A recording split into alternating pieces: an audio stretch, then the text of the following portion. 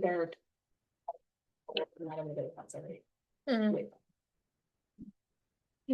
Good evening and welcome to a regular meeting of the Ulysses Town Board. It is January 27th, 2026, and I will call this meeting to order at 7:01 p.m. May I please have a roll call? Yes, you may. Mr. Boggs. Present. Mr. Manley. Present. Ms. Olson. Here. Ms. Weatherby. Present. Mr. Knight. Here. Excellent. We have an agenda that was posted. We're holding our public hearing on the Charter Communications, which has been duly posted and scheduled and all those good things. We have a presentation of the Hugo Lake Watershed Intermunicipal Organization, CLOWIO, and a lot of other business. Is there any alterations, changes, or anything else you need added or subtracted from the agenda tonight? I did get the February 10th thing that you caught, Liz, fixed. Anything else? Okay, now the motion to approve is presented. Move to approve as presented. Thank you. Is there a second? Second. Thank you. All those in favor? Aye. Aye.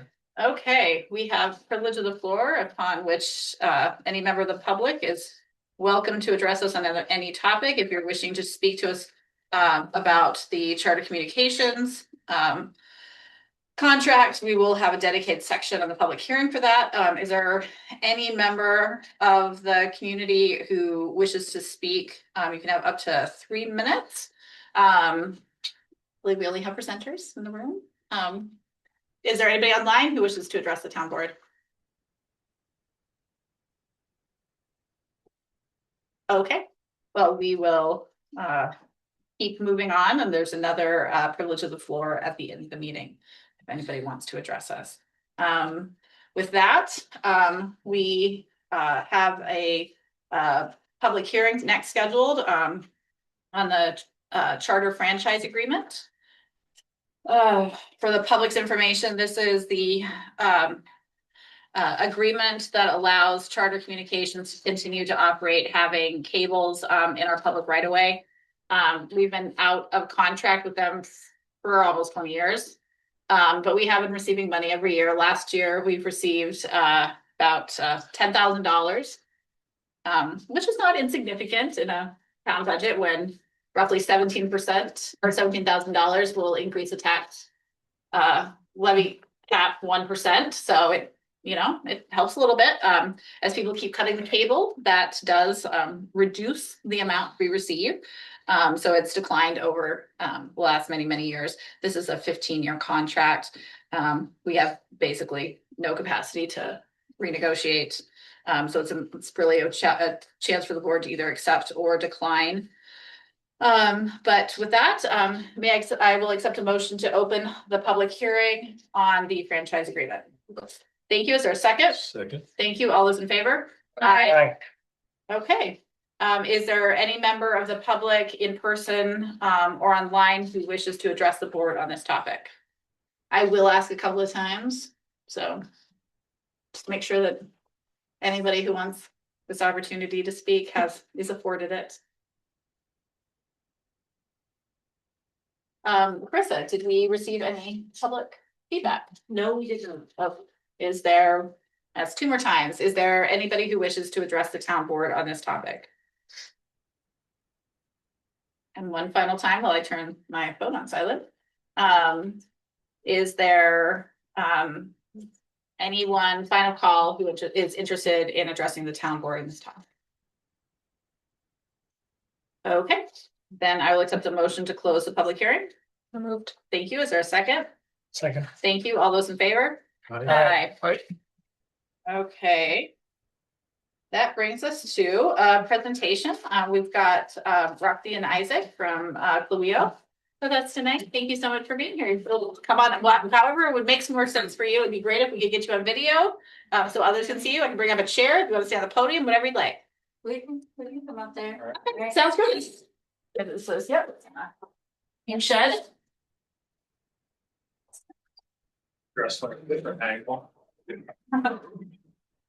It's all right. This is exciting. I feel very important now. So You want to gavel? So I think thinking of sort of like a robe, but, so, okay, my name is Roxy Johnston. I'm the chairperson for Cuba Lake Watershed Intermunicipal Organization. We call it QUIO. We just think of Cuba Lake as all one thing, also because it's really hard to say, although you're very good at it. Oh, I will, QUIO. now I have to remember a new It's version okay. of the acronym. It's Thank you. okay, I like your more detailed. And Cleo was taken, so we couldn't. Leo was taken, you couldn't Like- use that, yeah. Okay, so thank you for giving us time on your agenda tonight. We are making the rounds around the municipalities in the watershed. We've got a few objectives. One is there are new board members off and on, and you may not be familiar with the work of QUIO. The second reason is that we have made a change in our funding goal. We did send out letters about that last year, but we want to cover that in person with folks, and that is being implemented starting this year. And in case you haven't met your watershed manager yet, here's Isaac Walker. You'll be able to talk to him tonight. He's been with us a couple years now. So one of the things we want to point out is that QUIO works at a watershed level. We represent all 57 municipalities in the watershed, and our goal is to help protect our water resources. Our main focus is to aid municipalities in accessing funding for their water resource projects. So these kinds of projects aren't the kind of day-to-day work that municipalities do, and they come with unique challenges. One of those is that the projects might cross municipal boundaries, because watershed boundaries often don't coincide with your municipal boundary. So your solution for your water resource issue might actually lie in the neighboring municipality. So now you have to get partners on board, you have new funding sources, you might have to bring some water in. So QUIO works at this scale, and they can bridge these municipal boundaries. And Isaac can provide coordination and logistics for these sorts of collaborative projects through his already established relationships with municipal officials around the watershed, highway staff, county planners, soil and water conservation district folks, and so on. He's also familiar with the funding sources and the contacts for all of those agencies. These kinds of projects, while they're more difficult to organize, can lead to longer lasting and more cost-effective solutions. You might even realize cost savings because you can now share equipment, staff expertise, funding resources, and you might even find an unexpected mutual benefit. Say you are not the municipality that actually was having the issue, you're where the solution should be. It might provide an opportunity for a project you really didn't have plans for, but it brings a new benefit to your community. QUIO also partners with multiple watersheds, so bigger projects. We can work with our partners in Seneca Lake, we could work with the Wasco Lake watershed. Isaac can and does work on these sorts of projects right now.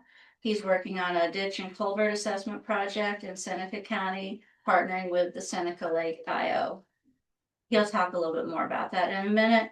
So projects like that allow QUIO to pursue fund grant sources that have much higher minimum levels for the size of the project, and still be able to bring those benefits home to your municipality and maybe a whole set of multiple municipalities. So you have a larger impact, and you also introduce some more consistency in how water resources are being managed within the watershed.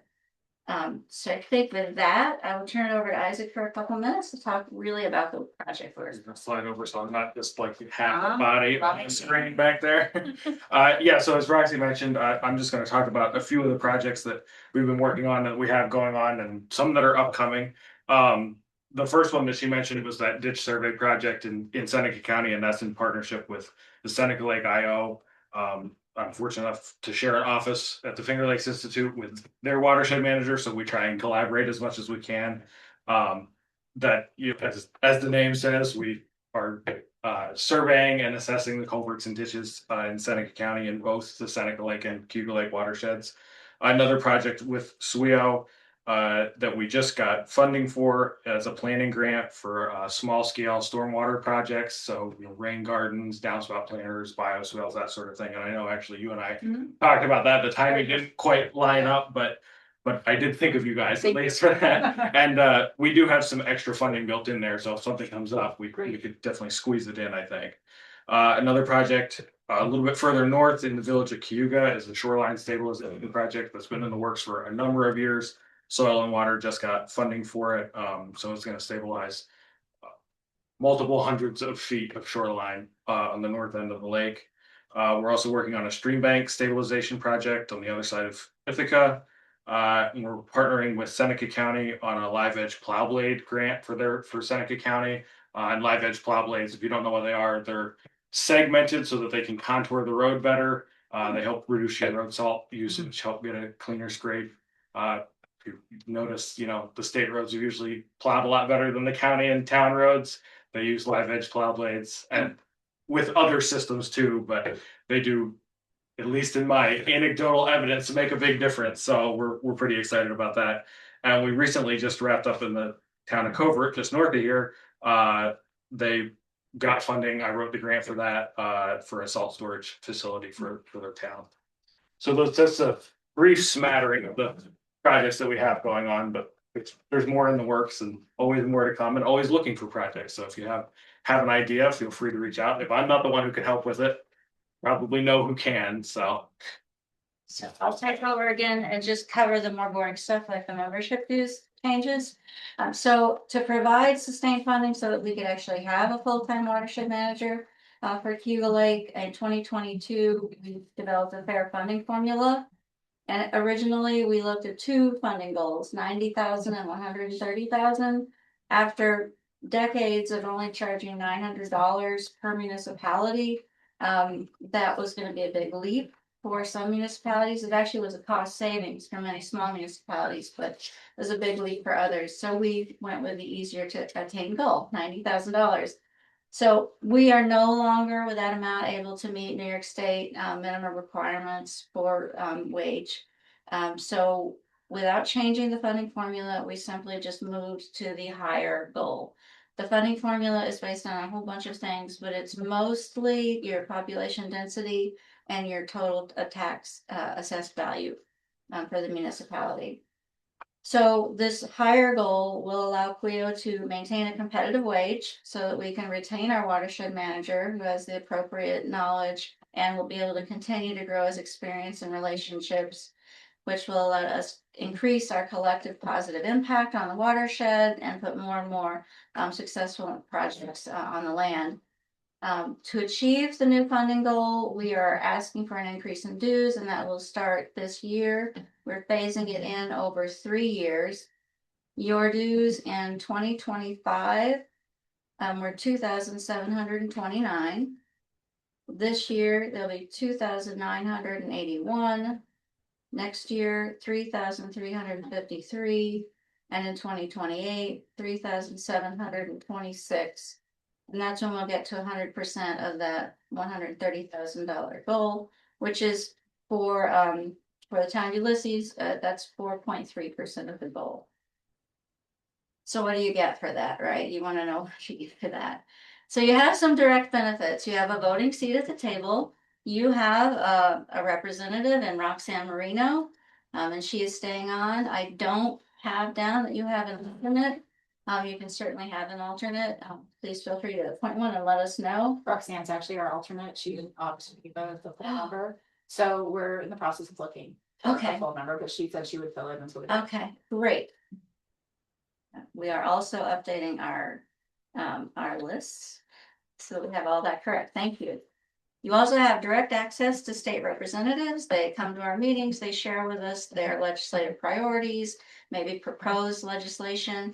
And so you can talk to them about what that will look like if it's enacted with the language they have now at the municipal level. And you can help them reshape that directly so that it achieves the goal and is workable for you. We also give regular updates on funding opportunities and other things. But again, the most important thing is that you have a watershed manager. And his primary duty is to help you access funding resources. He can help you from the steps of identifying a project all the way through project management. And he can save you from having to have staff dedicate time to figuring out this unusual, not frequent funding need, right? He'll save you a lot of time on that because he's already aware. He's also much cheaper than hiring a private contracting firm. please, if you're trying to get a salt barn, don't hire. I signed a lot of support letters for that, but I just keep thinking that you have Isaac. That's actually what I plan to talk to Isaac about next. We're on schedule to replace one in 29. So That's perfect. Yeah, like, now's the time to get funding. The state's Exactly. pushing road salt reduction every way they can. so. well, we will have a conversation offline. Thank you. Perfect. That is super. So that's the wrap up. Thank you again for being a longtime supporter, even providing a past chairperson for the group, and Liz Thomas. Please consider appointing an actual representative. We will do our like you best. are. Yes. And on this note, the best way to get the benefit for your membership dues is to have Isaac write you a grant. Do you have any questions for us? I had a question, just in general. What are your, where are you finding the primary sources of funding to be available? Is it through the CFA round or is it an alternative? Typically, yeah, through the CFA. I mean, obviously, that's the easiest one to work through. It's well-oiled system at this point. Typically, we're either through WQIP Mhm. with the DEC or through the local waterfront revitalization program with Department of State. Okay. We tend to work, or at least I try to work more with Department of State ones, just because soil and water can't apply for those grants. They're really only for municipalities, and so it keeps us out of each other's pots of funding. Yeah. But like salt barns and stuff, soil and water's not usually interested in that, and that's WQIP. So Good to know. Excellent. Great. We've been beneficiaries of WQIP for now 2 I saw you had one on the agenda Yeah. tonight. So. Yeah. It's been a good funding source. Excellent. Anybody else have any questions? Should know this, but how are you organized? Are you a 501c3 organization, or are you sort of a quasi municipal entity? That's exactly what we are. We're a quasi municipal entity. We do not have a not-for-profit 501c3 designation. The town of Ithaca serves as our administrative center, and they handle collection of the dues and paying of the bills. And we also have a contract with the Finger Lakes Institute, where Isaac works out of, which is a terrific benefit because that's also where the Seneca Lake Watershed Manager is, and the Prism is housed out of there. So it makes it really easy for us to work on collaborative projects there. Great question. Any other ones? Yeah. As I learned the alphabet soup, CFA. Validated funding application. Okay, thanks. That's a big pot of money. That's the start off, we can call it the New York Hunger Games. First round of funding was in summer of 2012, roughly. I had a kid. One of my kids was born in the year, it was either 11 or 12. Where it was in the first round of grants that were issued for a project I was working on. And that's where state money has been consolidated Okay. for the most part. So that you have a selective number of opportunities to apply for different projects. So that reminds me, in March, we plan to have DOS and possibly DEC as well to talk about their 2026 funding priorities at our meeting. And our January meeting is tomorrow afternoon at 3:00. And if you don't have information on that, I can send it to you. Just email me at QUIO Chair. And we're going to have someone from the New York Water Environment Federation to talk about wastewater plants perspective on the proposed moratorium on biosolids spreading. We certainly don't support the idea of biosolids spreading, but there may be some complications for wastewater entities. So we've invited them to come and explain more about that to us. That's great. When I'm talking and arm twisting people to want to be on the many groups and opportunities we have, are your meetings in person? Are they remote, or how is that? So we're implementing a new format this year. So for the winter months, we will be meeting by Zoom. We're going to meet only 6 times a year, starting in January, every other month. So we'll have the organizational meetings, and then the funding meeting in the winter. You don't have to drive. And then during the nice months, we will have 3 in a row in-person meetings at some lovely location, moving around the watershed. And we'll try to get a lot of added value to those by bringing in some of those state and local elected officials, talking about issues like the Seneca Canal or other things like that are important and give you direct access to those folks. Excellent. Wonderful. Do you have, so you don't have the meeting with the DEC and the DOS scheduled yet? We do have it scheduled. We're the fourth Wednesday of the month, and it'll be in March. I don't know what the date is offhand. 3:00. You really can't trust me with details. Nope, you're fine. I'm pretty sure it's the 25th. In March, I got it. Yeah, Another I question. know we have a full agenda tonight. We could talk for like probably many hours about this subject, but I'm curious how much the 2018 DEC harmful algae bloom action plan animates your work today, and whether that plan's still relevant, and what role CWEO plays in implementation of actions related to the. well, right now Isaac is actually working on a draft implementation plan for the TMDL, which was meant to bring more specificity to the actions we could take from the HABs action plan. If you read through it again, you'll see so many times that it says, wait for the TMDL. It's going to bring you the details. TMDL. The total maximum daily load. That's right. I'm so sorry. I'd heard that one Yeah. before. I have it actually open on my computer. I can send you it if you're Yeah, interested. Okay, so Yeah, you're Really working on a something. plan right now. It is The dense. key element. Usually I Right, so the understand. that TMDL Um, still didn't really bring a lot of specificity to the table, and DEC is not responsible to develop an implementation plan that will help guide that. So Cleo, Billy Isaac is working on that right now. We're gonna take it watershed by watershed. He's working on the first pilot, and then we'll refine our approach and keep spreading it out. No pun intended. Yeah, we just, to kind of answer that further, we typically focus on, we have a restoration and protection plan, which is getting dated, it's almost 10 years old now. That spelled out a lot of actions, Mhm. again, not super specific, but more so than the other two More so than plans. the other two. And the TMDL. And typically how the way that those work in favor for us is that we can reference them, they're both state recognized plans, so we can reference them for funding opportunities. That's really the way they're most beneficial as they stand today. Yeah, right, as they stand right now. What we're hoping for in the long run with the implementation plan is that for, each sub watershed and whatever municipalities are in that, they'll be able to find a little more specific guidance that's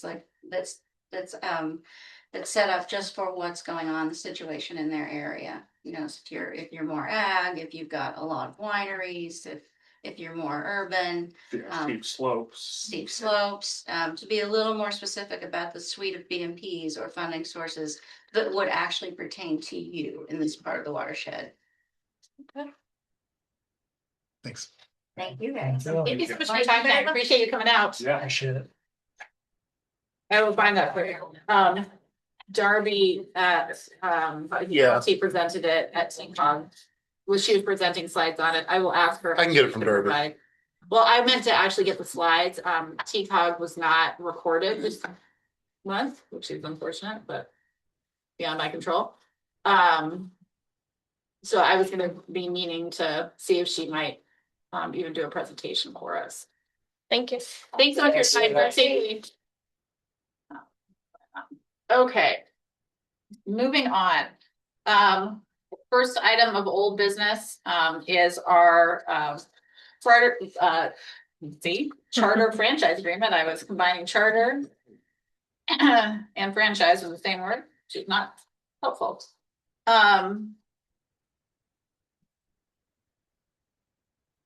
That is in our, maybe in our packet.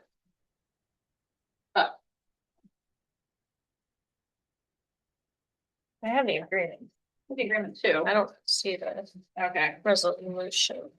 Oh, that's part of our resolution packet. It is, yes, thank you. I was like, I know I put it on. Okay, yep, it's on the second page of your. Yeah, I'm looking at the agreement, and it's like, oh, the resolution is here, okay. So we, this basically goes over is that $50 agreement. We held a public hearing, January 27th at 7 p.m. And the hearing was published in the Ithaca Journal on January 17th, 2026. So just in a kind of go over the whereases. Or I'm sorry, the resolves essentially. Spectrum Northeast LLC has substantially complied with the material terms and conditions of its existing franchise and applicable laws. And Spectrum Northeast LLC has the financial, legal, and technical ability to provide these services, facilities, and equipment as set forth in a proposal attached. And Spectrum Northeast LLC can reasonably meet the future cable-related community needs and interests, taking into account the cost of meeting such needs and interests. Like I said, it's would go into effect for 15 years and commencing with the date of approval by the Public Service Commission and expiring 15 years. So they are going around to all the municipalities and updating it. I do not know their rationale for being so far out of touch with, 15, 20 years of not having a contract, but this is what we have today. So I will move this. Is there a second? Then we can have discussion. Second. Thank you. Any comments, thoughts? Feelings? I had a question because, and I don't know much anything in this area. I've often seen driving up and down my road and on Craft is like trucks and line work for OTTC. And I'm curious if this is this then granting Spectrum or Charter like a greater portion or a lock on those types of, this is what I don't know, like are we locking ourselves into one service provider? No, the answer to that is no. It just allows them to continue operating their own equipment, and then they could theoretically actually add more if they wanted. And I can give you an example. On the corner I live at Teganic and Falls Road, when we moved in there, there was nothing. I mean, it was like dial up effectively. It's terrible. And so we called them because they were really the only game in town at that point. Yeah. And it was going to be like $20,000 the first year to run the line because they had to run it from 96, 3/4 of a mile down the road. And then we called the next year and it was like 75,000. So I can tell you their line's not on my road. So in theory, it could actually increase their ability to have it in more places. We saw the mass spread of fiber networks that were incentivized by levels much higher than us, that happened to just coincide really with 2020. It was already in process, which turned out to work pretty well. That we're down to only a handful of properties in the town that do not have access to fiber networks. So between OTTC and Spectrum, basically nearly every property is covered. OTT. Ontario. Yeah, telephone company. It's now owned by somebody even bigger than that, but the name is still being used. Going at Yeah. So there are municipalities who actually, Dryden's being is an excellent example. Dryden created their own fiber network. And Caroline is partnering with them to expand Dryden Fiber into Caroline because they're vastly underserved. But when the county back in, I want to say around 2021, 2022 did an assessment of Ulysses, we had very little area that wasn't covered by broadband. So we were not seen as a priority for anybody. But I'm sure those gaps will likely be filled in, as time progresses. But it's a great question. No, we're not giving any company any special exemptions that would not be offered to others. So it's just basically it's allowing ongoing operations to continue. Okay. So any other questions? Okay. In that case, I will call for a vote. All those in favor?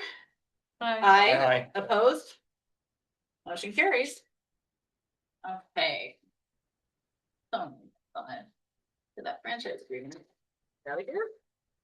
Okay, next up, this is, I'd already informed, board and staff over email, but for the public's, knowledge, the town did receive, about $855,000, from the DEC's Water Quality Improvement Program, QUIP, to replace a culvert on Agard Road. We've been incredibly successful with this funding stream. The first year that we applied, we received funding to do a study of 6 culverts to help identify which ones needed to be repaired and go through an assessment process.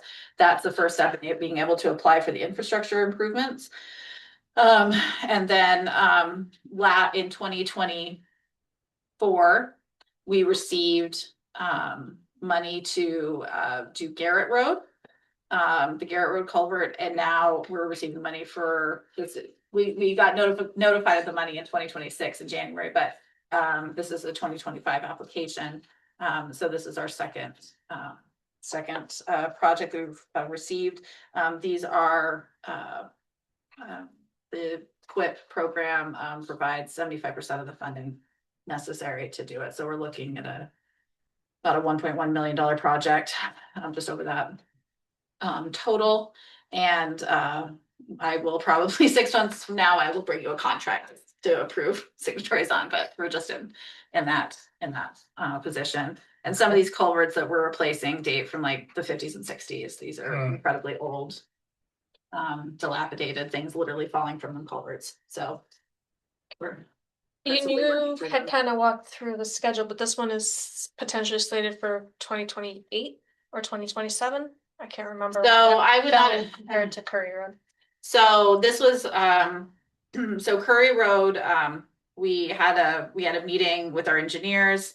New York State DOT has still not reviewed our application submissions from October. But they now requested another copy of that submission. So hopefully, and it's not just us, it's everybody in our district. Numerous municipalities in Tompkins County are struggling with the same things, including the city of Ithaca. So like much bigger dogs than us. Even though the city of Ithaca is not a big of a dog in the grand scheme of things, but they're bigger than we are. It's across our district. There's just a huge delay. So we're looking at most likely construction in 2027. We could very easily be doing Garrett Road simultaneously to that. And then and possibly the Maplewood culvert also. I am suspecting, if I had to hazard a guess, Maplewood, which is also Bridge New York, like Curry Road, is most likely going to be 2028. So I wouldn't be surprised to see us with one. It depends on how fast the DEC moves. We're under contract on the Garrett Road DEC grant. I was waiting though to see if we got this one, because now Teresa is putting together an RFQ for engineering services, request for qualifications as opposed to a request for proposal. It'd be very helpful for us to just identify an engineer we're going to work with consistently on designs for these type of projects that meets all of the necessary state standards. So we don't have to keep going out to bid every time we potentially get what we can lump these two together. And then we can just work directly. So I'm anticipating in February being able to bring you the RFQ for consideration, the draft RFQ for consideration, and be able to put that out to bid. But in kind of lumping those two together, it doesn't mean the timelines are the same though, right? For design and construction, because we're not going to be under contract for this one for 6 months. So would be my guess. That was the schedule we were under. We approved Garrett Road's contract last summer. So I would anticipate it just takes a while for them to issue all the contract documents. But we did, in our conversation with our engineer for Curry Road, Barton and Judith, it does sound like the state may be coming out with Bridge New York funding in late 2026. And so that actually changed the calculations of what we might go after money for next. Bridge New York is a phenomenal funding source because it pays 100% as long as you stay within the property or within the percentage, within the boundaries of what you apply for. So we're going to be talking to Barton LaJudas. We're going to be talking to whoever, Barton LaJudas in particular, just because we've worked with them just to see on funding possibilities. But ideally, whoever we hire, it's not Barton LaJudas. We'll open it to bid, but whoever it is, it might make sense to pull one of those 6 culverts out of that assessment. I'm primarily looking at Curry Road 2, right? Because it's a double culvert, and The Right reason before being, it turns into podunk. yeah, Curry Road, that it's a double culvert, which is very likely to turn into a bridge, which means it's gonna be real expensive. So think about that span, then think about how nice it would be to have it paid for 100%. So, as opposed to having to front 25% of that cost. So, before that, Curry, Road's double culvert was anticipated to be our next, WQIP application. So, but now with potential of Bridge New York funding on the line, there may be an opportunity for us to rethink that. And yeah, so that's kind of where we are. So probably in February, get ready to review an RFQ. So we can kind of streamline while still going through the appropriate procedures to procure engineering services. We'll be hopefully moving in that direction so we can move forward with these projects. So, but it's great news for Ulysses to get a grant that brings us over 3 million in infrastructure grants in the last 4 years. We 3 do years. have a, I'm just seeing, we do have a map of all the culverts in. Try to explain where they are, but the map probably We have easier. Yeah. And, we have a report from maybe MRB that there are pictures of the, kind of the problem. 6 worst ones, Yeah. yeah. Along with that, could we do a summary of them? I know it'll help me keep it straight, but especially for the new folks. Well, If we they've have been- all the culverts that we, just I to, think that report The report has has to say. detail. so just like an Excel sheet that says we got this one, it's about this timing. Oh, you We mean, have, so we've not done that kind of work. We know where they're located. We've not done beyond the 6. We've not said what they need. They haven't been assessed from an engineering standpoint. No, I'm just saying the 6 that we've got going, Right, because that's they're just sort of sequential, and then what'll happen, we'll talk about this one and then in a couple of months, another one would come up. I think that would be helpful. let's see if we can pull the. Oh, Tressa can stuff. send it. She sent it out to the entire board last year, so I'll have her send it out to the board members. It's it'll be basically a Dropbox SharePoint link because it's too big to email you. That makes sense. Okay, moving on. The next item up is our Good Samaritan Automated External Defibrillator, AED, use policy.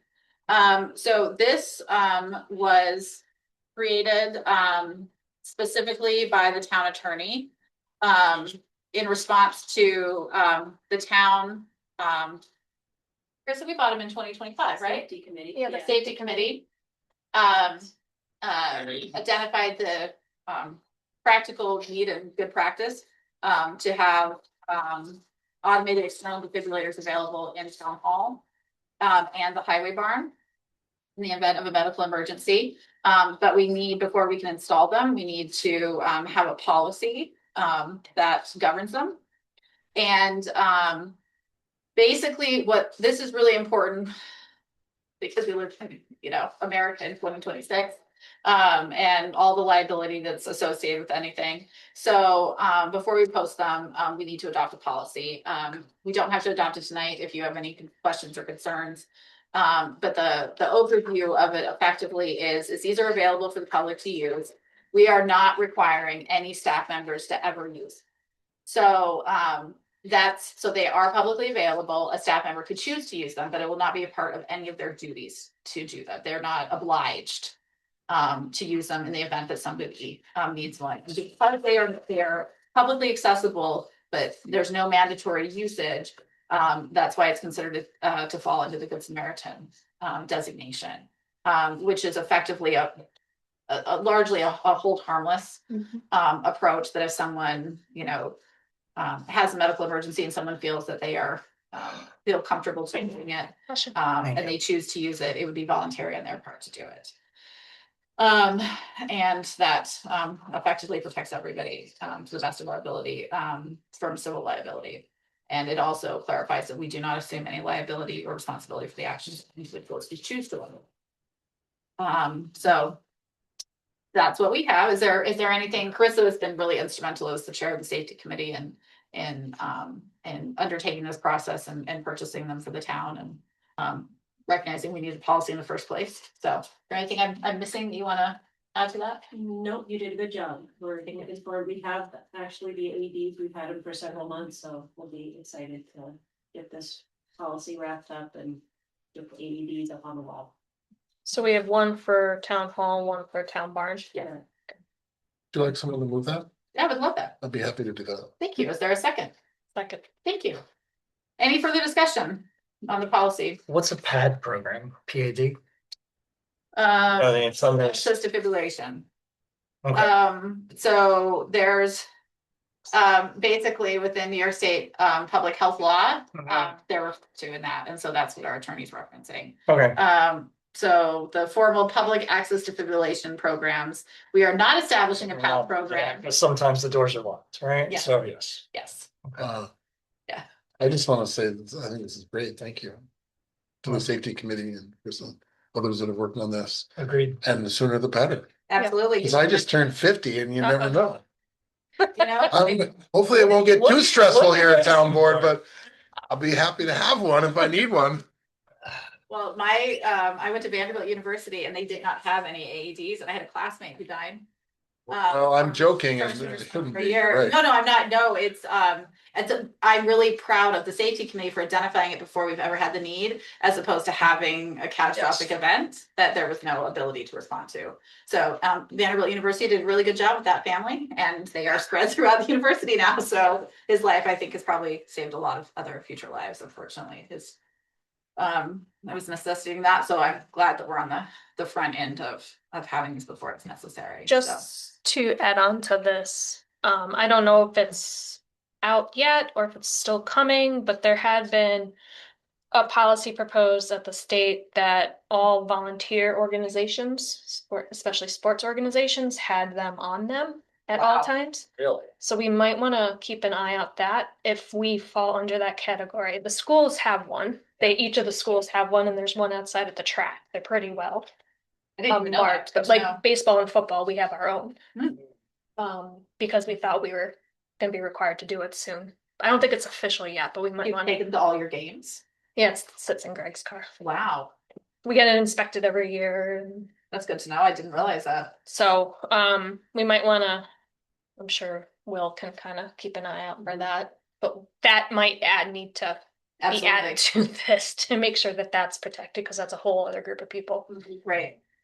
But just raise I that will, now. I'll flag that for the town attorney. Let me note that down quickly. Yeah. So this we could maybe add to like the organizational list of policies, just to, so to keep it on. Keep our it every radar, year, and Coming up every year, so we have an opportunity to change it if need be. yeah. And when town hall is closed, Yeah. there's one at the police station across the street, Which is also. which is Village Hall? Closed. yeah, Which is now one's closed also. Yeah. So. Maybe that's not a regulated PAD program either. Number 7, who's responsible for maintenance and inspection? Just who's that fall to? Our office. Just the office staff generally. Okay. By practice, Chris's office absorbs a lot of those. That's what responsibilities. I just Yeah. figured I'd ask and put it on the record that, you know. but we'll have Scott do his at town, like, we don't want you to come up and spending. So Liz, would you reiterate, so you flagged that there's, what is it, that sports? There's a policy that has been talked about, and I thought it was presented last year, I just can't remember, to have sports organizations have AED. Number 7. And there was some going back and forth whether they just had to have access to an AED or whether they had to carry it on them. And then it's also like sharing, like if we use the school's AED, it's a one-time use. Like, there's a lot of things that we had to figure out. That's why we just went ahead and bought our own. And I can look it up.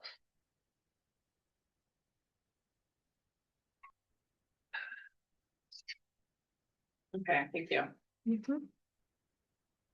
Okay, I just copying it on that, so. Okay, great, thank you. Okay, we had a motion and I believe we had a second, right? Someone seconded it, great. Any further discussion? We may need to, update this in the future because you never know. Oh, what it's needs to camps change. too. Then camps. Mm-hmm. Okay. I'm wondering if we've gotten around that because we're always either at the school or a state facility, but we will check on that. Thank you for flagging that. Any further alterations or changes proposed to the policy as presented?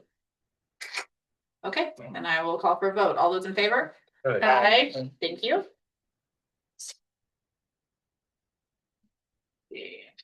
Brings us to the end of old business. Okay, so the first item of new business is related to updating our exemption table.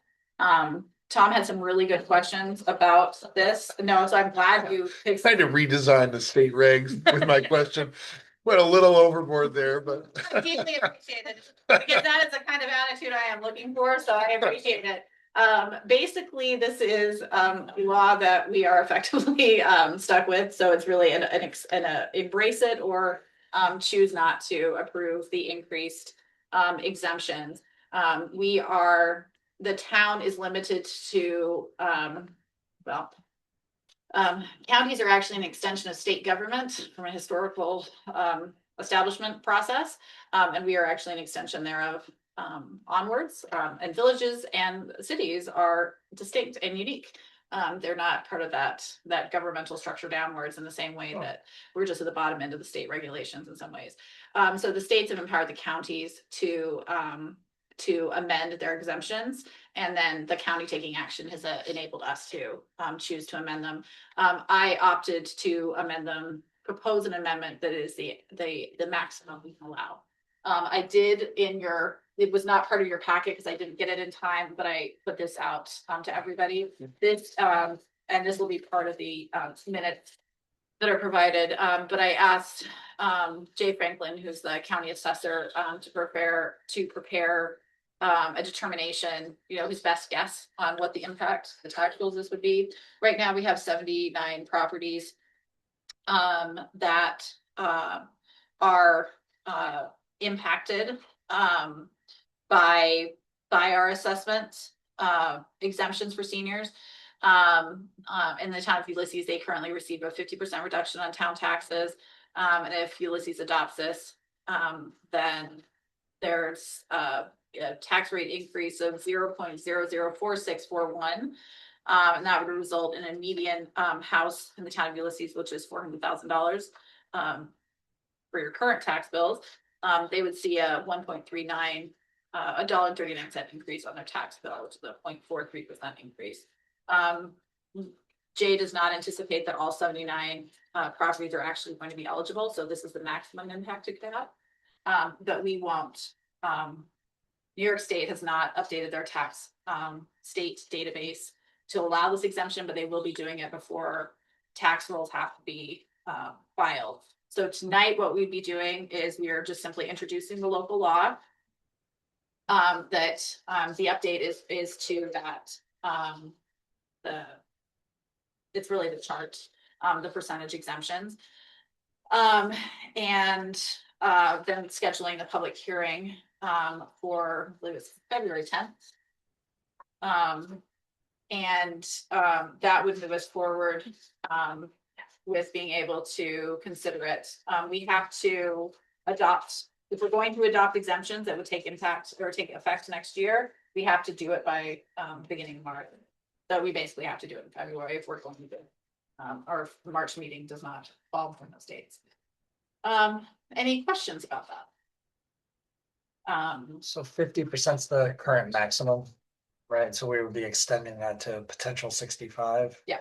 And Jay's letter extended all of those 50s like to 65 to Right. come up with this potential increase. Okay. But that doesn't mean they're actually eligible for 65. In theory they are, but he's not making that blanket of a statement. He's Sure. just doing If they were, rough right? number. Yeah. Yeah. They move them all. So I think I supported the last time we did this. It's actually, we did it like 2 years ago. But before that, it had been a long time. It'd been many, many years before we had been able to do it. So I didn't see any reason for myself not to support it. Expensive to live here. But for now, we're just scheduling the Now we're public just hearing. scheduling the public hearing. Yeah, we're introducing it. and scheduling the public hearing for February 10th, 2026 at 7 p.m. So I will move that. Is there a second? Okay. Thank you. Any further discussion? Okay, all those in favor? All right. Aye. Thank you.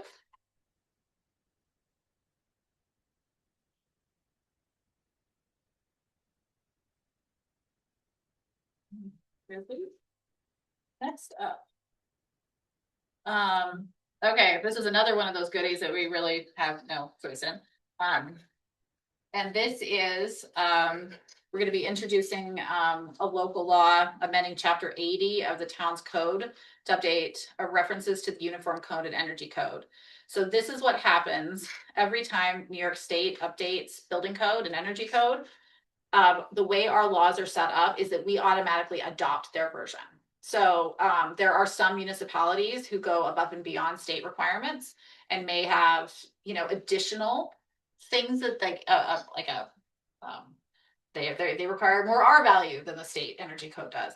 We are not that town. We simply follow along with whatever the state has been doing up until this point. And so the introduction of this local law and scheduling the public hearing for February 10th simply brings us into compliance with changes that actually took effect on January 1st. So that's kind of where we are. There were a lot of changes. There were a lot of changes. Some of them are in court and not taking immediate effect in terms of gas stoves, for instance. Yep. But for the most part, actually our R value requirements changed this latest code update because of our climate designation. So changed. So there you go. That's probably not what anybody was expecting, but it in fact is what happened in this current one. Because our environment is actually warmer than it used to be. Which is also the process. So homes that are coming in right now for building permits, according to our town, don't necessarily have to follow the 2025 updates. So if the building permit got pulled prior to, Us enacting. well, so everything that's really getting pulled this year is, yeah. So it really was January 1st because we have to be in compliance. And so we're just catching our code up. Yeah. So, Okay. yeah. Yep. Okay. Any other questions? Okay, I will accept a motion to approve the resolution introducing a proposed local law. Thank you. Is there a second? Second. Thank you. Any further comment or discussion? All those in favor? Aye. Okay. Next up, Were we scheduling a public hearing for that one? we are, yes, Okay. that's for February. Okay. It'll be a double header of public Along hearings. this midnight. All right, no problem. Well, it's a long meeting only if lots of people have comments. Sure. Yep. So, They might for the exemption. Maybe.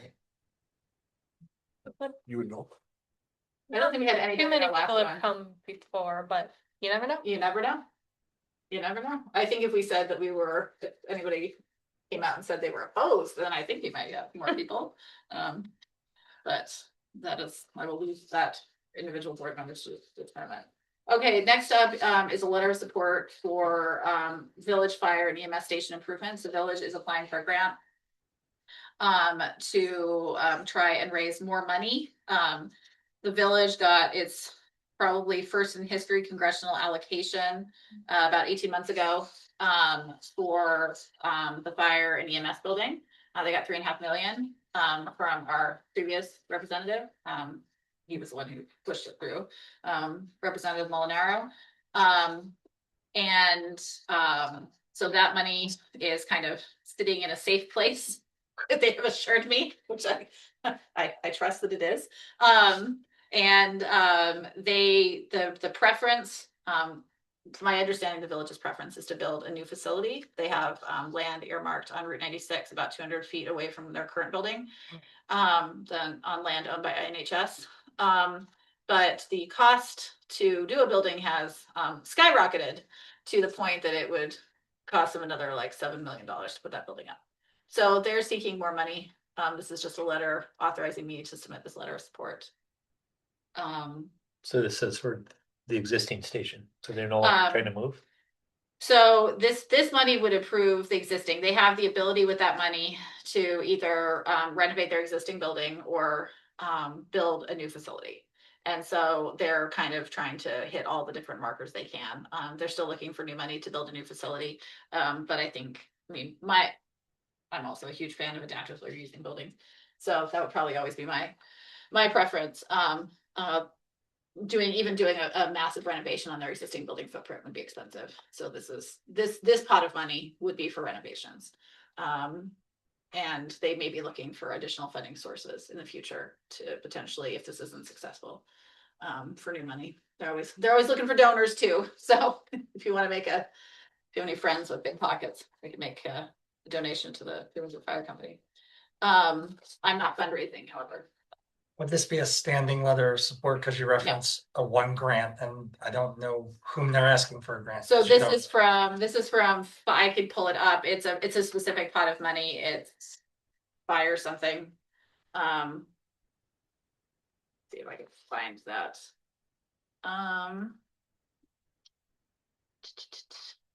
They are looking, V-Fire. It's funding through the local government efficiency, and the V-Fire program to make comprehensive improvements. Okay, The improvements including rehabilitating the existing space and expanding the building to ensure sufficient space for both fire and EMS personnel and equipment. Project will also install much needed decontamination stations in the building alongside additional space for emergency response apparatus. So every dollar we can find or that they can find outside of our pockets are to our collective benefit. So sure. that I will accept a motion to so you're not officially approving this letter. I wrote the resolution in case I need to change anything in this, but it's for this particular one. You're authorizing me to sign a letter of support for the village Trumansburg Fire EMS building grant applications.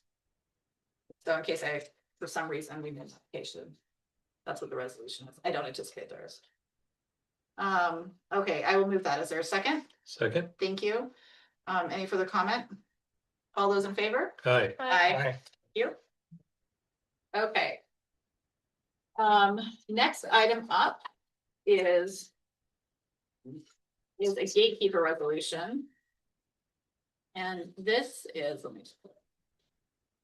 this is a community arts partnership grant application for $5,000. In the fall, our youth services department, led by Rachel Kennedy, she worked with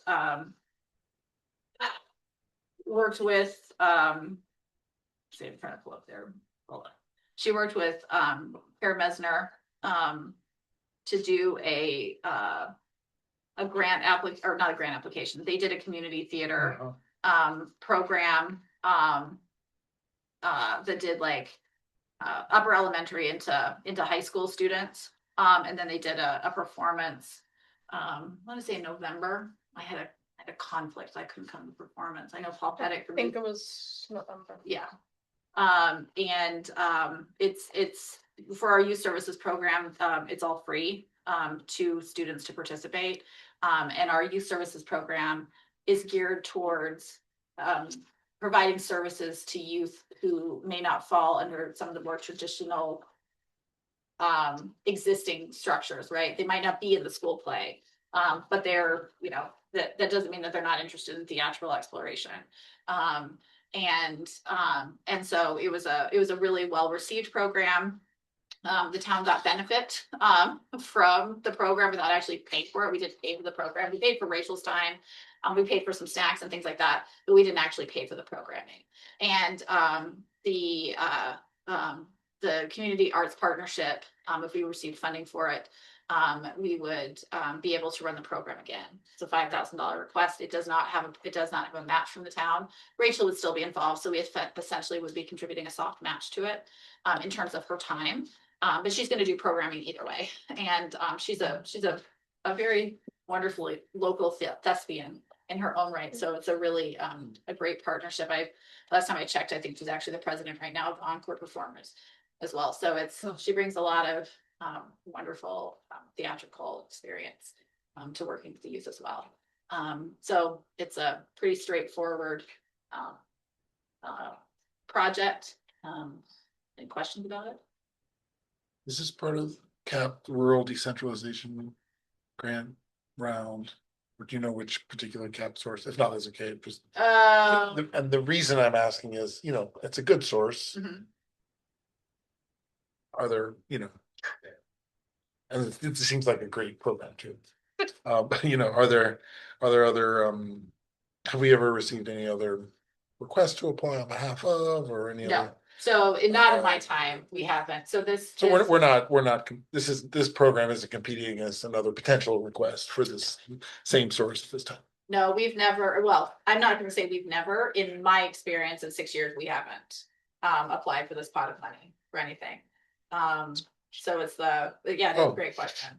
Great, thanks. So we're not cutting anybody off who, on our behalf, that would have applied. I would imagine we have other art programs in the community who are, but nobody's asked for a letter of support or anything like that. The application's due the 17th. And I think these are, you know, evaluated on their merits, not necessarily on X number per Sure, location, municipality, et cetera. So, Yeah. yeah. exactly. The big the big pot of it comes to bringing in the artists. It's about 65 hours of programming. And then we also likely to rent space. And then, you know, that's the $250 for other materials and supplies are expected to be 25. Administration of the project is 500. So that'll be part of the whole budget. It's due next month, you said? It's due the 17th, yeah. We have connections to those students that are in the Ithaca School District but live in the town now too. Yeah, exactly. To get some more involvement from others. Yeah, the And this challenge. is not just limited to the transport. Actually, It's the town. I was interested in this when it came around the first time, it's just, it's always the challenge of scheduling. Oh, yeah. And for us ICSD humans, we're on the wrong end of town for things that start at work, Yeah, right? Like that's a challenge of just youth programming here, when we're there until, you know, working family, we're there till 5. Right, yeah. So that's just Good point. I'm great, I'm really glad it's available, so I'm glad to see that they're reaching out to CAP for this as well. yeah, and this was a program that actually started later, I think, in the afternoon. Yeah. Then, and I think that's something that I hope you continue to bring up at Youth Commission. Because if you have a captive audience from the Trumansburg Central School District, because you don't want to lose youth, right? But Right. then have to go home and then try to Yeah. find a way back if you live in the rural area. Yep. That's really That's- challenging. But trying to navigate that, you know, intersection so we serve a broader community, and also trying to identify places where we can promote that folks who don't live, who aren't connected to the Trumansburg Central Right. School District are going to see the opportunities. Yeah, yeah. So more the merrier. So To be sure. yeah. Excellent. Well, thank you so much. I will move the gatekeeper resolution. Is there a second? Second. Thank you. Any further discussion? Is the term gatekeeper resolution something specific to these type of resolutions, or is it a? Yeah, term, so or- no, Right, it's Bart? we have a gatekeeper policy. Okay. Well, policy is the wrong word. Every year in the organizational meeting, we affirm our gatekeeper I resolution. remember this talking about Right. asking for grants and improving that, so I was just Yeah. checking back on that term. Yep, so because this exceeds $1,000. Right. Coming to you for a Okay. request, in case, you know, you don't want me running out and asking for too much money. But fortunately, we typically have enough. You know, Tom had a very good question about does this slow us down? And it does. The good news is it does make sure that we dot our i's and cross our t's, you know, in time Yeah, to apply definitely. appropriately. So that's what this one is. Sometimes I didn't have the full application when I submitted the board packet. I got it I think on Monday. Let me see. Did I get it? Yeah, I got it on Monday.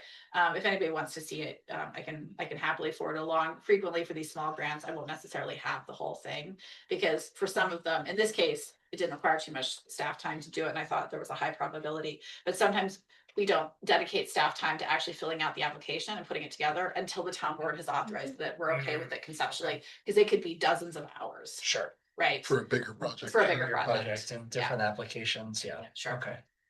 But in those cases, we always, you know, we're always able to tell you the parameters that we're looking at. It's not a pie in the sky.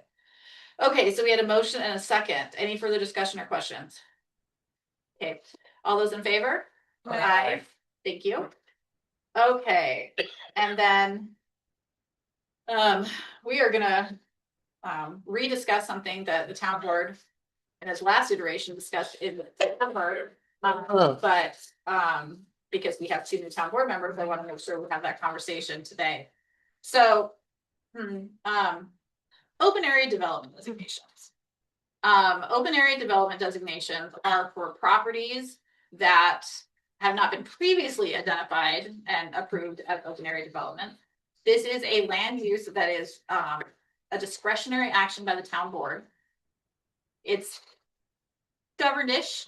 I mean, the parameters are kind of laid out in some degree from New York State with a requirement to consider, well, not to consider, but that you have to have a designation of open area developments, but the state does not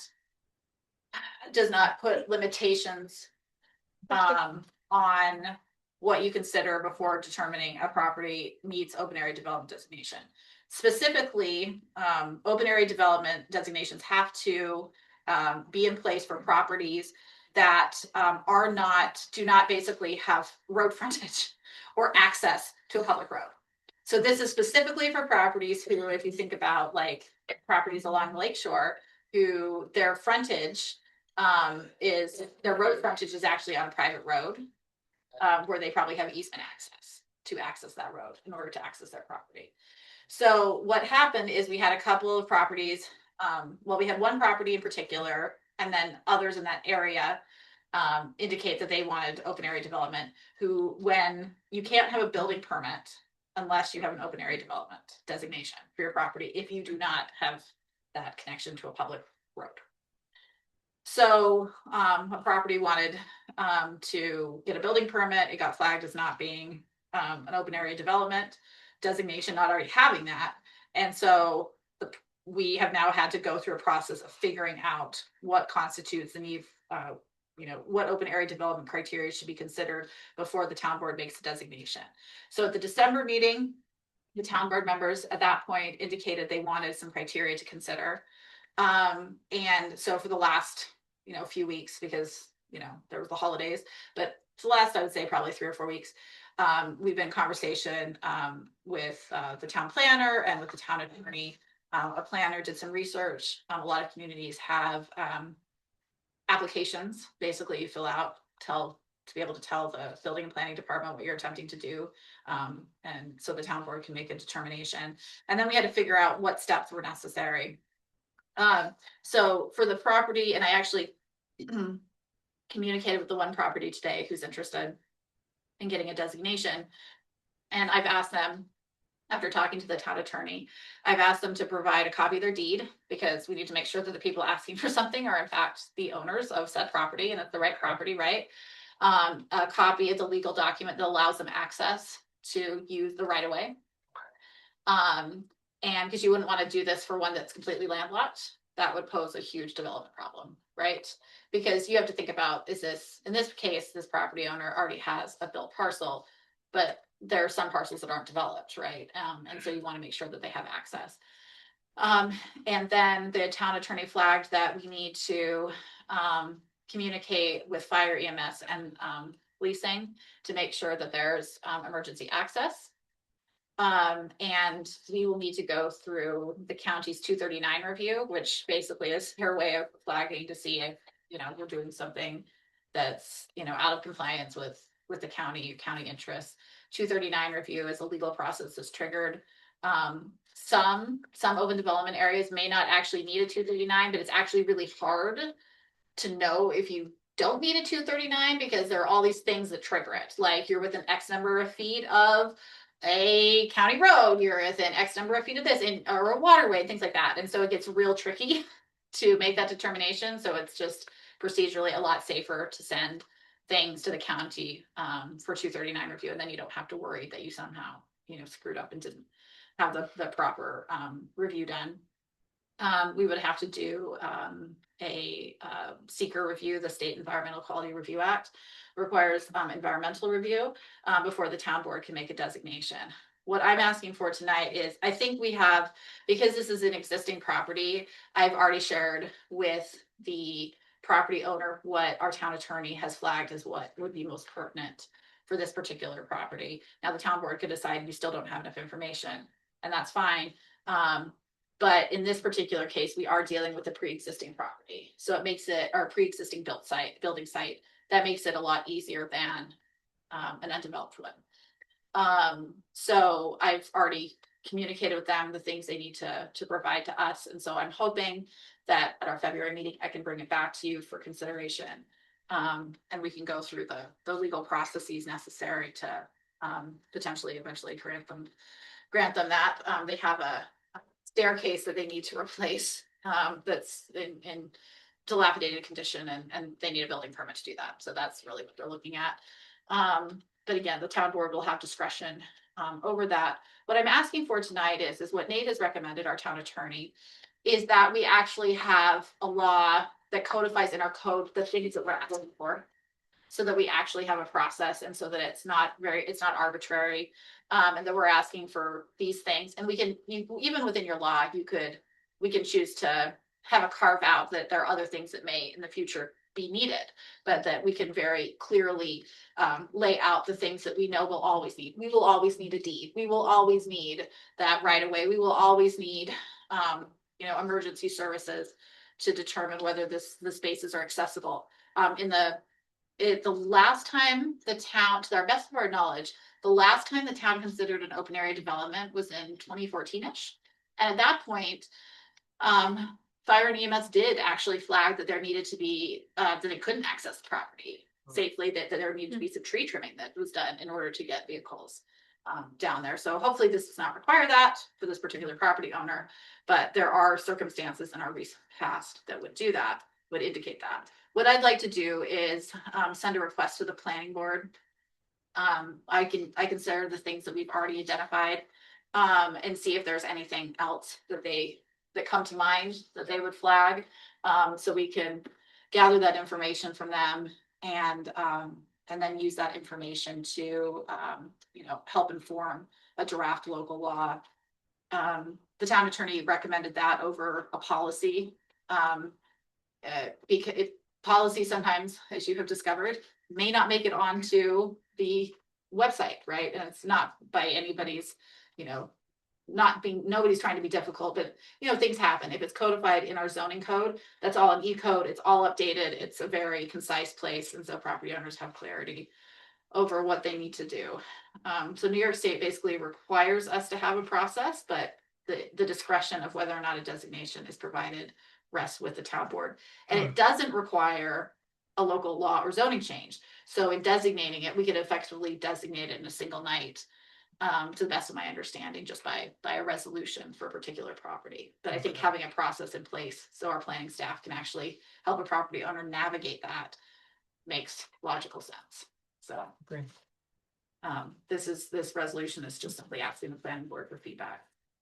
Yes. Are there other towns in New York State that have already adopted local laws addressing this issue that we are looking at as potential model legislation?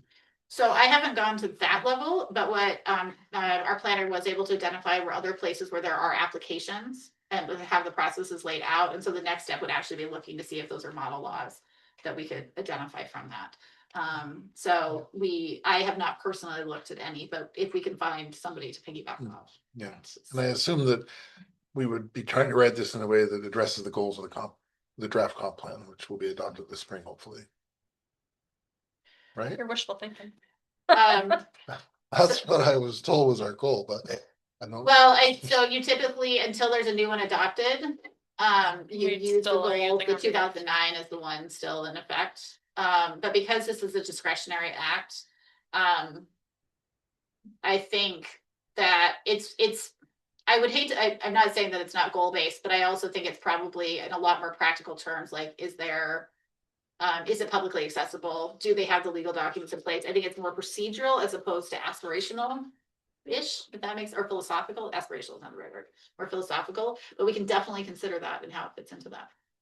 Do we know how many properties? No, we don't. Great question. No idea. That Next is job not, for Carl. that's not been assessed. So, and that's something that's been flagged. I mean, the Like, fact if we're is. talking about like 3, then that's one thing, but I have imagined there's a handful more that we just haven't really looked at. That, especially along that lake shore, where Well, there's and a that lot would of be where easement. all of them are, basically, I think. Well, imagine there'd be a couple in the same driveway. There already are, Yeah. the planning Right. board flagged at least 3 or 4 other ones in connection with On that this. same driveway. Yeah. Yeah. But again, you don't do a mass approval of them. No, you Because you definitely have get to an individual. determine that they have rights. Yep, go ahead. At our organizational meeting, we had a brief discussion about the structure of the fees, and that led to a further discussion about a desire that you've expressed to look at the the zoning review and the site plan review processes to sort of rationalize, streamline, et cetera. So where does this fit within that broader effort that I assume we'll undertake at some point? So I could say that my So goal the would be 24 months? that once the comp plan passes out of the hands of committee and moves to the town board, I think that creates some space for some of the, for looking at, and then especially after it's eventually adopted, it creates some space to naturally then turn to look at the zoning. So I think that's the kind of the natural progression, just in terms of when we kick off that kind of conversation, if we do. I would like to. I think it's a very useful step. I think I think it's in this particular case, I think it's a little bit different than zoning, because this kind of thing would apply to our municipality regardless of whether we had zoning. So this applies in Covert that doesn't have zoning, it applies in Enfield that doesn't have zoning, right? This is more of a state requirement, and a state consideration. So it's not that, I think there's some parallels, and I think we should think about the fee structure. I did bring to you and you approved a fee that now applies if a new person requests a designation, because we actually didn't have a fee structure. So the 2 folks that have asked so far, they're paying nothing. And this has not been I'm sure there's some degree of frustration on their part that this wasn't as fast as I think anybody would like. But at the same token, it has been a publicly absorbed cost as we're figuring out the structure. So I think it's a really good question. I think it's almost a little bit of a carve out as opposed to discretionary zoning, because we actually kind of have to do it. And the question is how rigorous do we want to be? I mean, my goal would be personally to try and navigate an appropriate, like, did we vet it to make sure that this was a safe thing, a legally appropriate, safe thing, as opposed to, a future board could be like, we don't want to see any development. We're going to deny open area development designation to a property to ensure that it's never developed. That to me seems, I think that could create some hardship for the town potentially. But it is a discretionary action. So. They still subject to subdivision regulations and other zoning regulations. And this doesn't, I was just gonna say, this is not a override of a zoning. Right, Whatever your right, underlying right. zoning for your property is, you still have to comply with those requirements. This is like another layer Yeah. specific to the access issue. Got it. Yeah. And I think it's because my guess is this is legislation that caught up to municipalities having a free for all with private roads and subdivisions. And then they're not accessible necessarily. And you've got building happening where people can't reasonably get down. And I mean, and I'll tell you, it's a real concern in the Trumansburg Fire District for the fire department of being able to access properties. I mean, that's why they will tell you they want a fireboat, because some of the properties are only accessible. My driveway is a public road on several older maps. Really? So I'm just. It is not currently. You've got one of those paper roads. That was the vision of somebody at some point. Well, Yeah. Falls Road used to, if you know Falls Road, it used to go all the way up to Main Street.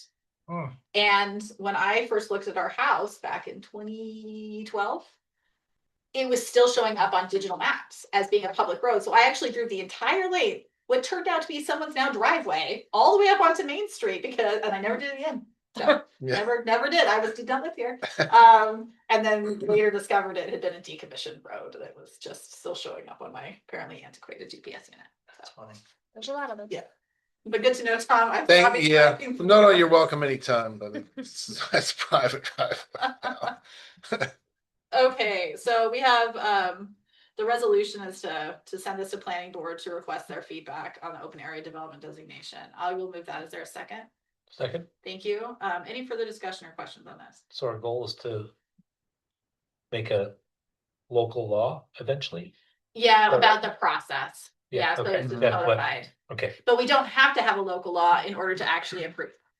I think I really wish back in 2014, the board had just like created a process then, so then we're not reinventing the wheel a decade later.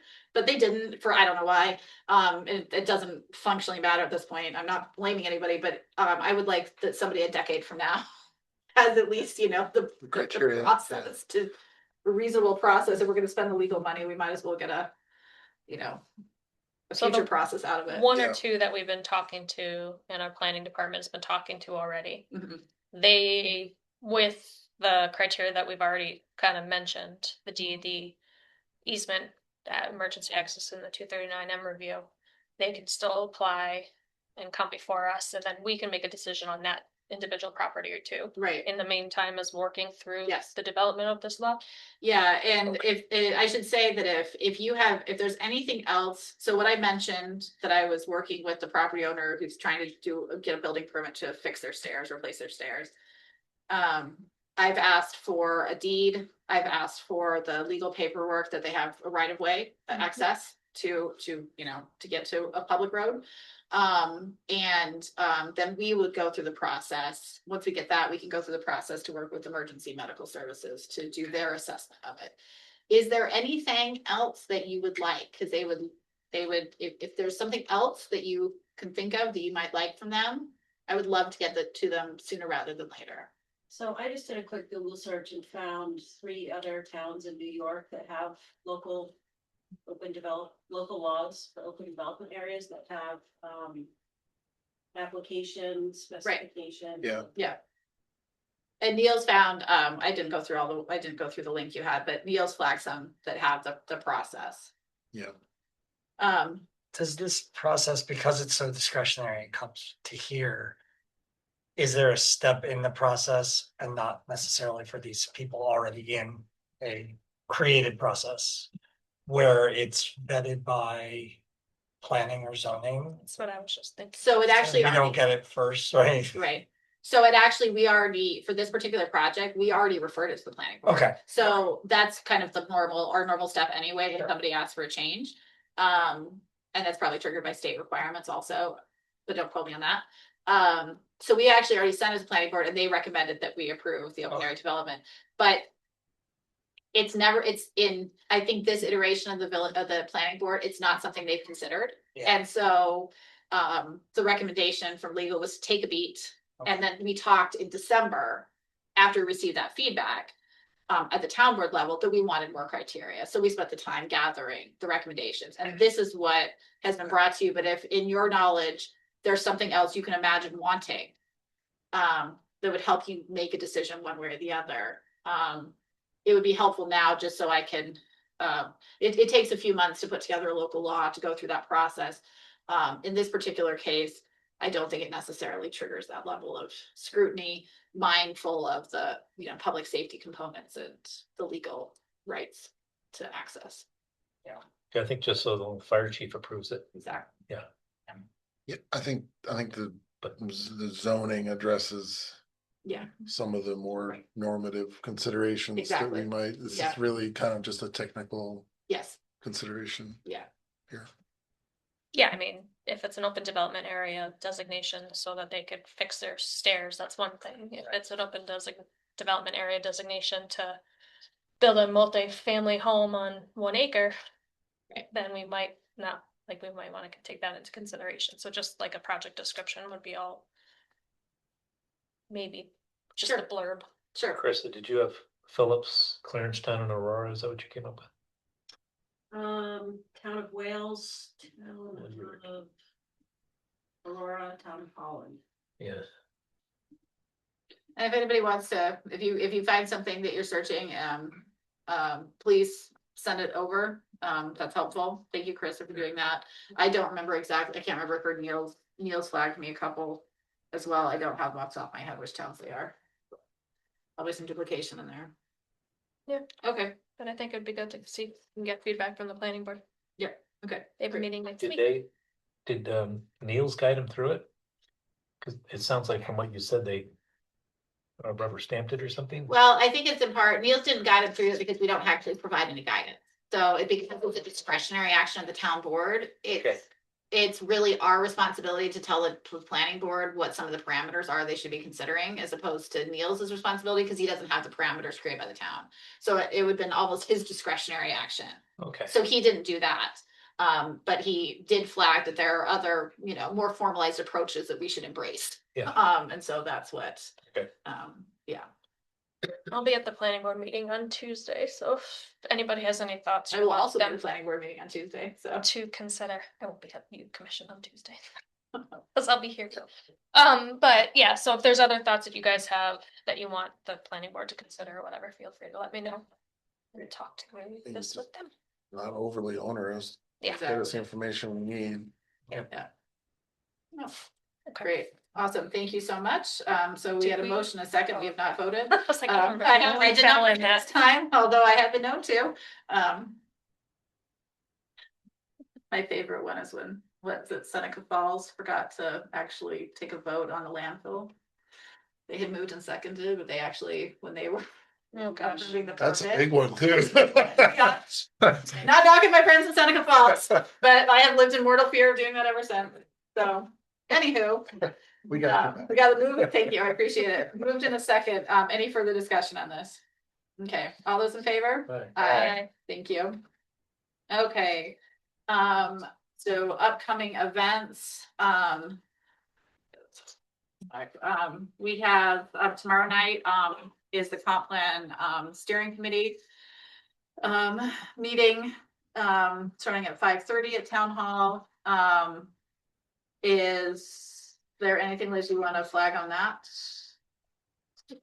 Just that I know people are anxious about seeing the next draft. The next draft that's gonna be available public is gonna be released on February 2nd right now, is targeted. It will address comments that we've received to date, changes to the future land use map that we discussed at our last comp meeting should be addressed. But there's a chance that that might just be delayed because of the timing, but we heard a lot of the comments that we've received from the public, and we're making some adjustments to the future land use map accordingly. So keep an eye out for the 2nd. And I'll make sure Niels and we stay in touch with you so we could post it. That's available. I think it also might include a shortened version. There's a user-friendly 10-page version of the comp plan.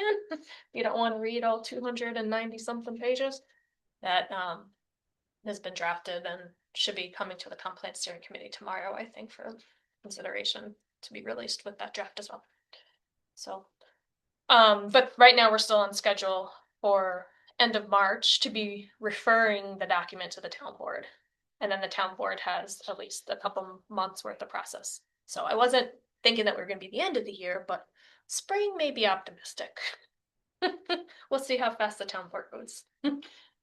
We have a process. We have to go through seeker, so we have 30-day notice. Downtown sees it shut though. Yeah, oh gosh. We have seeker notice, we have the 239M review with the county that gets 30 days, so there's a lot of procedural things that have to fit once we get it. We have to have another public hearing, so And so. we're close. We are gonna have this draft, and then we have one more revised draft that comes to the town board, and then per our contract, we've got another final draft there. Yeah. In terms of things, money we've already committed, anything beyond that, we'll start escalating costs. So obviously, we're all gonna get another crack at this, and so will the public. They'll still be able to submit comments, but if you can get your comments in earlier on the 2nd, the version that comes out in February, that just gives us more time to talk through them at the comp steering committee, and get them into that final draft that then hopefully gets referred to the town board at the end of March. Well, it's not a final draft, it's a draft. The not finalized draft, it'll be the last draft of the content steering committee. Yes. With, a round of revisions possible for the Yes. final draft. And if you don't come tomorrow, we can have another meeting in 2 weeks, which is Which is Okay, also well- on the agenda.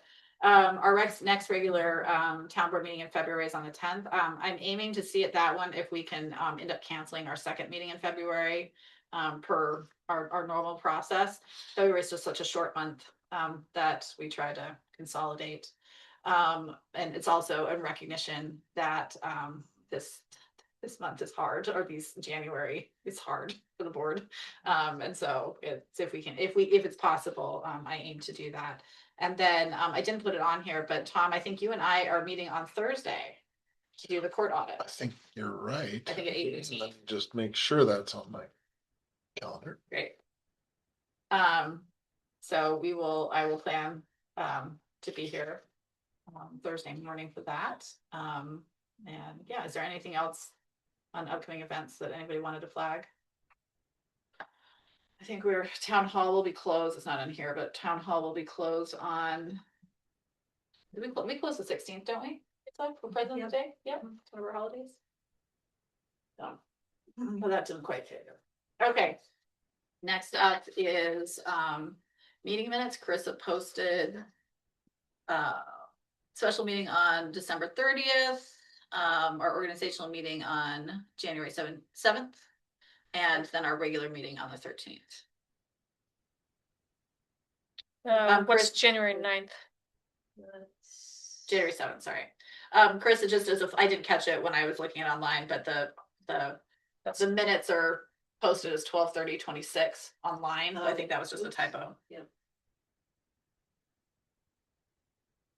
the resolution, the reference is January 9th. That's just a typo then that was my end. I think Michael brought this up on the special meeting on December 30th.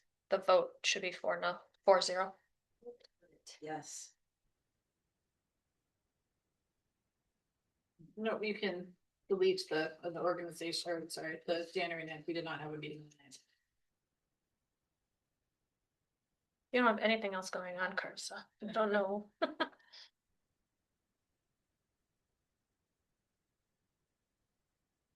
Okay. So for the resolution, it's December 30th, 2025, special meeting, January 7th, 2026. That's the special meeting / organizational meeting. And then January 13th, 2026 is our regular meeting. With the amendment that you flagged to the December 30th minutes. Any other alterations needed? No. Okay, then I will move the resolution. Second. Thank you. All those in favor? Aye. All right. Motion carried. We do not have any budget modifications. There had been a chance that Blixie was gonna bring us some to close out 2025, but that will be at our next meeting. So there no modifications, there are no board notifications, so we are back to circle to privilege of the floor. And we have no public, so in attendance either in person or online, so. A motion to adjourn. Is there a Move to motion? adjourn. Thank you, Michael. Second. Thank you. We're good. All right. All right. So you have to vote on that. Been recorded, Rich. No. Doesn't say it's-